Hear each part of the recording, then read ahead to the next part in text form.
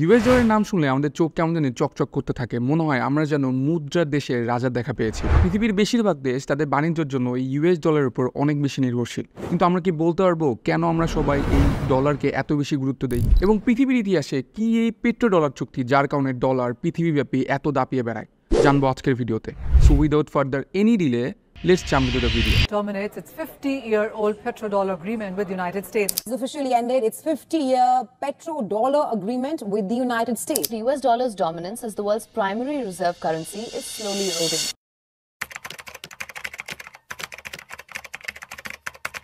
Oil exporting দেশ যেমন Saudi আরব, Russia, Iraq, আরব আমিরাত বিশ্বের বিভিন্ন দেশে তাদের ক্রুড অয়েল এবং পেট্রোলিয়াম প্রোডাক্টগুলো রপ্তানি করে যে ডলার আয় করে, এটাকে বলা হচ্ছে পেট্রো ডলার। পেট্রো ডলারকে আমরা অনেক সময় একটা স্পেসিফিক মুদ্রা হিসেবে চিন্তা করলেও পেট্রো ডলার কিন্তু কোনো স্পেসিফিক মুদ্রা না। এটা হচ্ছে একটা ইকোনমিক সিস্টেম, যে সিস্টেম অনুযায়ী সারা বিশ্বে তেলের বাণিজ্য হবে শুধুমাত্র আমেরিকান ডলারে। 2023-এর ডেটা অনুযায়ী বিশ্বের 80%-এরও বেশি তেলের বাণিজ্য হয় শুধুমাত্র এই আমেরিকান ডলারে। এখন সবচেয়ে স্বাভাবিক যে প্রশ্নটা হলো যে কেন আমাদের সব বাণিজ্য এই মার্কিন ডলারে করতে হবে? চলেন আমরা একটু এই পেট্রো ডলার সিস্টেমটা কেন আসলো এবং এর ইতিহাসটা বা কি, এটা দিয়ে আমরা শুরু করি। দ্বিতীয় বিশ্বযুদ্ধের পরে 1944 সালে বিশ্বের মোট 40টা দেশ মিলে একটা এগ্রিমেন্ট সাইন করে, যেটাকে বলা হয় ব্রেটন উড এগ্রিমেন্ট সিস্টেম। এই সিস্টেম অনুযায়ী বিশ্বের সমস্ত বাণিজ্য, মুদ্রানীতি এবং ফরেন এক্সচেঞ্জ ফিক্স করা হবে গোল্ড রিজার্ভের উপর ভিত্তি করে। অর্থাৎ বেশিরভাগ দেশের মুদ্রার মান নির্ভর করবে গোল্ড রিজার্ভের উপর ভিত্তি করে। তার মানে যে দেশের কাছে যত বেশি গোল্ড রিজার্ভ থাকবে সেই দেশের কারেন্সি কিন্তু হবে তত বেশি স্ট্রং। এই ব্রেটন উড এগ্রিমেন্টের সূত্র ধরে IMF অর্থাৎ ইন্টারন্যাশনাল মনিটারি ফান্ড এবং ওয়ার্ল্ড ব্যাংকের যাত্রা শুরু হয়। কিন্তু 1970 সালের শুরুর দিকে বিশ্ব অর্থনীতি স্লোডাউন শুরু হওয়ার কারণে বিশ্বের অনেকগুলো দেশের এক্সপোর্ট ইম্পোর্ট হুমকির মুখে পড়ে, যার ফলে এই ব্রেটন উড এগ্রিমেন্টটা কোলাপস করে এবং তৎকালীন মার্কিন প্রেসিডেন্ট রিচার্ড নিক্সন এই গোল্ড স্ট্যান্ডার্ডকে পুরোপুরি অ্যাবলিশ করে দেয়। The American economy is by far the strongest in the world. Accordingly, I have directed the Secretary of the Treasury to take the action necessary to defend the dollar against the speculators. 1973 সালে ইসরায়েলের সাথে আরব রাষ্ট্রগুলো যেমন Egypt, সিরিয়ার একটা যুদ্ধ শুরু হয়। ইতিহাসে যে যুদ্ধটাকে ইয়ম কিপ্পার ওয়ারও বলা হয়। এই যুদ্ধে পশ্চিমা দেশগুলো ইসরায়েলকে হেল্প করার কারণে organization of Arab petroleum exporting countries USA সহ পশ্চিমা দেশগুলোর উপরে তেল রপ্তানি করার উপর একটা নিষেধাজ্ঞা জারি করে এবং এটাকেই কিন্তু বলা হয় 1973 এর oil crisis.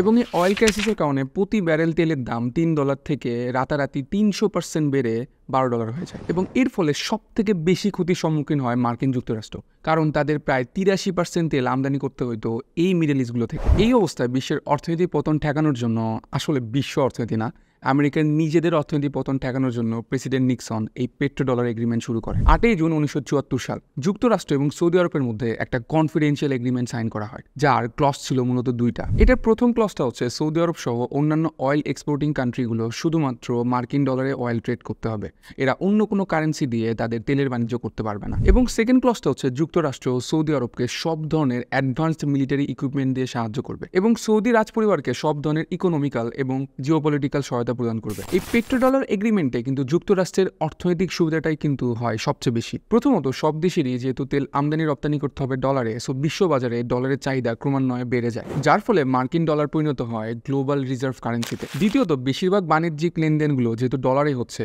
So international financial সিস্টেমে এই ডলারের আধিপত্য কিন্তু দিন দিন বেড়ে যায়, যে কারণে যুক্তরাষ্ট্রের কেন্দ্রীয় ব্যাংক, ফেডারেল রিজার্ভ সহ অন্যান্য প্রাইভেট ব্যাংকগুলোর ভিত্তি কিন্তু আরো অনেক শক্ত হতে থাকে এবং বৈশ্বিক সুদের হার এবং ঋণের হার পুরোপুরি তাদের দখলে চলে যায়। পেট্রো ডলার চুক্তিতে আরো একটা ইম্পর্টেন্ট টার্ম হচ্ছে petro dollar recycling. Oil export করা দেশগুলো এই ক্রুড অয়েল বিক্রি করে একটা বড় সড়ো অ্যামাউন্টের ডলার আয় করে ফেলে, যেটা তাদের কোথাও না কোথাও ইনভেস্ট করা লাগতো। এই সুযোগেও যুক্তরাষ্ট্র কিন্তু একটা ইকোনমিক গেম খেলে। যুক্তরাষ্ট্র সব অয়েল এক্সপোর্টিং কোম্পানির সাথে একটা চুক্তি সই করে। এই চুক্তি অনুযায়ী এই অয়েল এক্সপোর্টিং দেশগুলো তাদের আয় করা টাকার একটা অংশ যুক্তরাষ্ট্রের ট্রেজারি সিকিউরিটিজ, বন্ড এবং স্টকগুলোতে ইনভেস্ট করবে। এখন পর্যন্ত যুক্তরাষ্ট্রের ট্রেজারি সিকিউরিটিসে সৌদি আরবের $131 বিলিয়ন ইনভেস্টমেন্ট রয়েছে, যার বেশিরভাগই এসেছে এই ক্রুড অয়েল এক্সপোর্ট করার মাধ্যমে। এই বিনিয়োগগুলো করার জন্য দেশগুলো একটা ইনভেস্টমেন্ট ফান্ডও রেডি করে, যেটাকে বলা হয় সোভেরিয়ান ওয়েল ফান্ড। বিশ্বের সবচাইতে বড় 5টা সোভেরিয়ান ওয়েল ফান্ডের মধ্যে 2টাই কিন্তু মিডল ইস্ট থেকে, যাদের অ্যাসেটের পরিমাণ প্রায় $1 ট্রিলিয়ন বেশি। ঘুরে ফিরে কিন্তু একই কথা, টাকাগুলো কিন্তু আবার যুক্তরাষ্ট্রের অর্থনীতিতেই গেল। তাহলে আপনারা বুঝতেই পারতেছেন এই গোটা বিশ্বের অর্থনীতি আসলে কাদের দখলে চলে গেল। এই অয়েল এক্সপোর্টের বর্তমান চিত্রটা যদি আপনি একটু দেখেন, পৃথিবীর টোটাল অয়েল রিজার্ভের 80% কিন্তু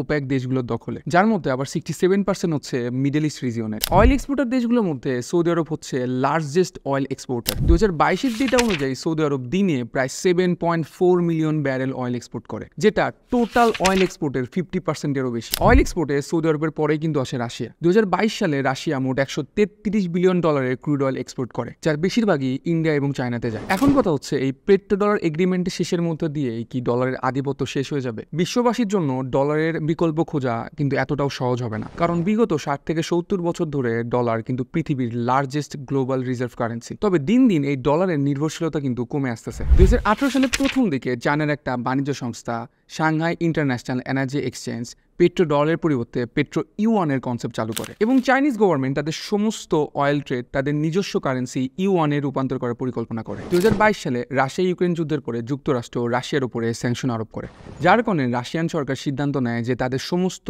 অয়েল এক্সপোর্ট ডলারের পরিবর্তে নিজস্ব কারেন্সি রুবেলের মাধ্যমে করবে, এবং এই সিদ্ধান্তে সরাসরি সমর্থন জানায় নর্থ কোরিয়া, ইরান এবং ভেনেজুয়েলার মতো দেশগুলো। রাশিয়া ইউরোপের দেশগুলো সবথেকে বড় অয়েল সাপ্লায়ার হওয়ার কারণে এমন সিদ্ধান্তে তাদের এনার্জি ক্রাইসিস নিয়ে অনেক চিন্তায় পড়ে ইউরোপিয়ান ইউনিয়ন। এখন কথা হচ্ছে, 9 জুন 2024-এর খবর অনুযায়ী সৌদি আরব এবং যুক্তরাষ্ট্রের মধ্যে এই 50 বছরের পেট্রো ডলার চুক্তি কি আসলে শেষ হতে যাচ্ছে?